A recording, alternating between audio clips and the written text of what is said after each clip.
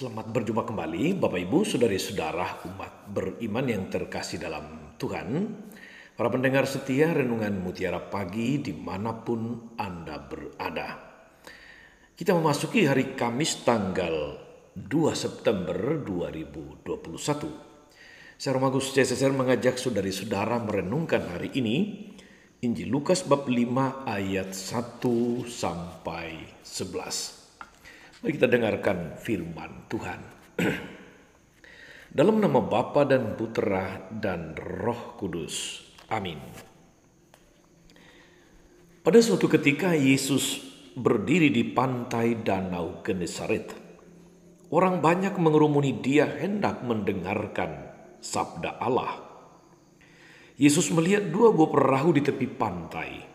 Nelayan-nelayannya telah turun dan sedang membasuh jalannya. Ia naik ke dalam salah satu perahu itu, yaitu perahu Simon, dan menyuruh dia supaya menolakkan perahu itu sedikit jauh dari pantai. Lalu Yesus duduk dan mengajar orang banyak dari atas perahu. Selesai berbicara, ia berkata kepada Simon, "Bertolaklah ke tempat yang dalam, dan tebarkanlah jalamu untuk menangkap ikan." Simon menjawab, "Guru, telah sepanjang malam kami bekerja keras dan kami tidak menangkap apa-apa. Tapi atas perintahmu, aku akan menebarkan jala juga." Dan setelah mereka melakukannya, mereka menangkap ikan dalam jumlah besar sehingga jala mereka mulai koyak. Lalu mereka memberi isyarat kepada teman-temannya di perahu yang lain supaya mereka datang membantu. Maka mereka itu datang lalu mengisi kedua perahu itu dengan ikan hingga hampir tenggelam. Melihat hal itu, Simon tersungkur di depan Yesus dan berkata, "Tuhan, tinggalkanlah aku karena aku ini orang berdosa." Sebab Simon dan teman-temannya takjub karena banyaknya ikan yang mereka tangkap. Demikian juga Yakobus dan Yohanes, anak-anak Zebedeus yang menjadi teman Simon. Yesus lalu berkata kepada Simon, "Jangan takut. Mulai sekarang engkau akan menjala manusia." Dan sesudah mereka menghela perahu-perahunya ke darat, mereka lalu meninggalkan segala sesuatu dan mengikuti Yesus. Demikianlah Injil Tuhan. Bapak Ibu, saudari-saudara, umat beriman terkasih dalam Tuhan kita Yesus Kristus. Yesus tampil sebagai pribadi yang penuh wibawa, penuh karisma. Sebagai guru baru yang penuh karisma, dia menarik perhatian, dia begitu mengagumkan, mempesona orang-orang yang mendengarkan pengajarannya. Petrus dan kawan-kawan adalah beberapa orang di antara begitu banyak orang lain yang mengagumi pengajaran Yesus. Tetapi ketika peristiwa khotbah di atas perahu di Danau Genesaret, batin mereka baru sampai pada tahap kekaguman, tahap terpesona. Baru sampai pada level itu. Namun ketika Yesus meminta mereka untuk bertolak ke tempat yang lebih dalam, untuk menebarkan jala, menangkap ikan, Simon merasa perlu memberitahu Yesus seakan-akan bahwa mereka lebih tahu, mereka ahlinya hidup sebagai nelayan, sebagai penjala ikan. Mungkin ia merasa kurang setuju dengan anjuran Yesus karena waktunya itu siang hari.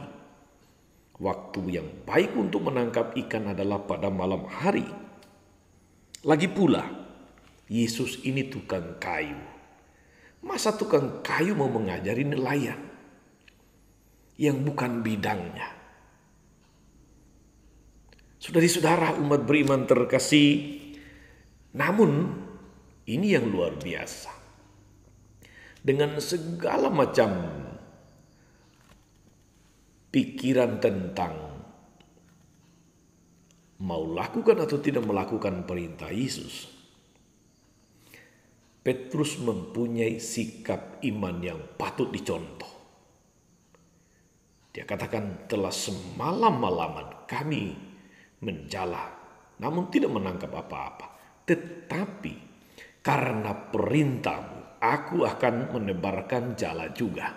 Di situ ada sikap iman, sikap penuh ketaatan. Seakan-akan Petrus mau mengatakan, Tuhan, meskipun aku ini nelayan lebih tahu daripadamu, tapi aku taat. Ini sikap iman yang mau saya katakan patut dicontoh, mengagumkan.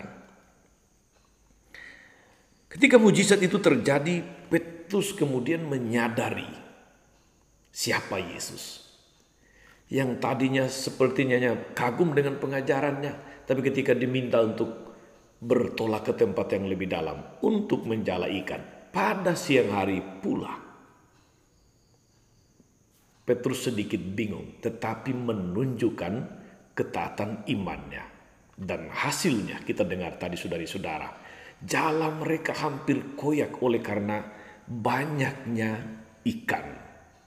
Dan peristiwa itu saudara-saudara membuat Petrus menyadari siapa Yesus. Ia sujud menyembah Yesus.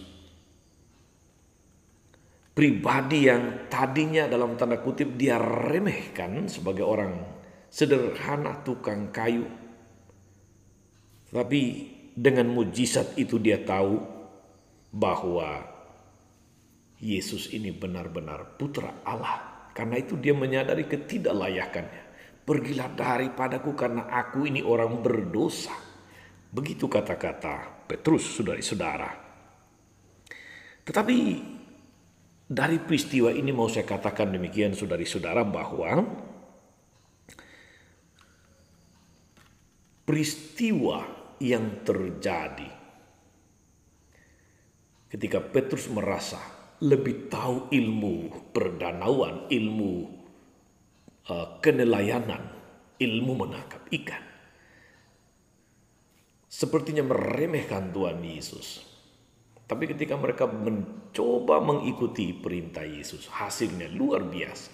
Itu menjadi semacam dalam tanda kutip sebuah pukulan telak kepada Petrus dan kawan-kawan.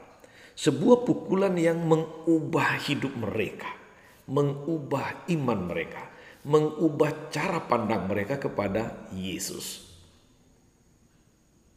Sebuah pukulan yang penuh rahmat. Saudara-saudara, umat beriman terkasih dalam Tuhan, dalam hidup ini kadang-kadang kita membutuhkan, dalam tanda kutip, pukulan untuk kesombongan kita, untuk rasa lebih tahu dari kita, untuk rasa mempercayai diri kita sendiri, kemampuan kita sendiri, daripada mengikuti kehendak Tuhan, kehendak Allah. Kita butuh pukulan-pukulan semacam itu untuk mengubah kita, untuk membuat kita menemukan cara pandang baru, dan pada akhirnya membawa kita kepada sebuah hidup yang baru, yang lebih bermakna, yang lebih penuh berkat.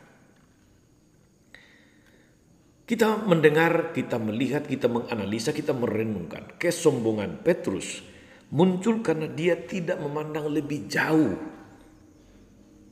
dari penampilan tukang kayu dari Nazaret itu. Watak atau karakter seperti ini perlu dipukul jatuh dan dikikis habis agar dibentuk menjadi pewarta yang unggul, pewarta yang tangguh. Maka pengalaman dalam tanda kutip, pengalaman menyakitkan, pengalaman dipukul tadi, saudara-saudara, lalu berubah menjadi pengalaman penuh rahmat, pengalaman yang penuh makna. Demikianlah yang harus terjadi pada kita sekali lagi. dalam segala situasi kondisi kita masing-masing, dalam segala situasi status hidup kita masing-masing, saudari-saudara. Banyak kali kita begitu yakin dengan kemampuan diri kita sendiri, skill kita sendiri, status dan sarana prasarana yang kita punyai, sehingga kadang-kadang meremehkan Tuhan atau cuek terhadap perintah Tuhan. Kadang-kadang kita merasa lebih tahu, bahkan meragukan Tuhan. Tapi mari kita mencontoh, meneladani Petrus yang dasarnya sudah ada mengagumi Yesus. Seperti kita juga sudah memberi diri dibaptis sebagai pengikut Yesus. Kita perlu bukan hanya dipukul supaya mengubah cara pandang kita. Kita perlu sikap iman seperti Petrus juga. Sikap iman penuh ketaatan meskipun kadang-kadang kita merasa lebih tahu, jago analisa data, jago menganalisa pasar, dan sebagainya, jago membuat perencanaan. Tetapi kalau kita tidak mengikuti kehendak Tuhan, segala sesuatu yang kita lakukan lalu tidak bermakna. Sekali lagi, kita perlu pukulan supaya kita sadar siapa Tuhan yang menyelenggarakan hidup kita. Dia yang harus kita dengarkan, dia harus kita taati. Dan dari itulah kita kemudian menjalani, menikmati hidup yang penuh berkat, hidup yang penuh makna. Mari kita jadikan seluruh aktivitas, pekerjaan, pelayanan, keseharian kita, saudari-saudara, sebagai kesempatan untuk mengikuti perintah Tuhan. Hanya dengan itu hidup ini bermakna. Dan dengan cara itu, saudari-saudara, kita menjadi penjala manusia. Tuhan Yesus memberkati. Maria Bunda selalu menolong, setia mendoakan kita semua. Amin. Tuhan Yesus Kristus, kami bersyukur untuk berkat-Mu yang luar biasa. Kami kagum akan peristiwa-peristiwa yang pernah terjadi, yang tertulis dalam firman-Mu, dalam kitab suci. Namun seringkali kami baru sampai pada level rasa kagum seperti Petrus pada awalnya. Semoga segala situasi, kondisi, pengalaman-pengalaman hidup yang berat, pergumulan-pergumulan, hal-hal yang menyakitkan yang kami alami menjadi cara, menjadi kesempatan, menjadi sarana bagimu untuk mengubah cara pandang kami, agar kami percaya sepenuhnya kepadamu, agar kami mengikuti kehendak-Mu, dan dengan demikian hidup kami menjadi hidup yang bermakna. Hidup kami menjadi berkat bagi banyak orang. Terpujilah Engkau Tuhan sepanjang segala masa. Amin. Saudari-saudara sekalian, berkat Allah turun atas saudari-saudara, atas mereka yang kita doakan atau kita janjikan doa. Mereka yang sakit dan menderita, segala rencana, karya, dan pelayanan kita sepanjang hari ini, Bapa dan Putra dan Roh Kudus. Amin. Jangan lupa like, subscribe, nyalakan lonceng notifikasinya. Salam 52, Tuhan memberkati.